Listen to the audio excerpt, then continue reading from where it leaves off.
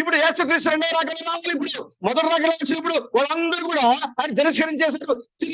తీసుకెళ్ళి సిలువ వేసి చంపేశారు. ఈ మెసేజ్ మాకు వద్దు, మా దేవుడు పైన ఉంటాడు, ఈయన మానవుడిగా ఉన్నాడు, మాకు అవసరం లేదు. ఇప్పుడు మరలా మనం ఇప్పుడు రెండవ రాకడ కోసం ఎదురు చూస్తూ ఉన్నాం.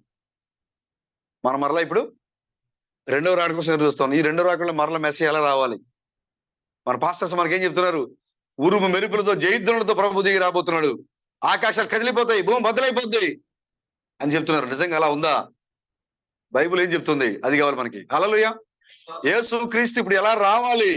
మొదటి రాకడలో వచ్చినప్పుడు కన్య మరియ గర్భంలో వచ్చాడట.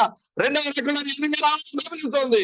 నీ ఆలోచన నా ఆలోచన కాదు, మీ పాస్టర్ బోధ నా పాస్టర్ బోధ కాదు. బైబిల్ ఏం చెప్పిందో ఆ బోధ ప్రకారంగా యేసు యొక్క రెండవ రాకడను కొనాలి. హల్లెలూయా.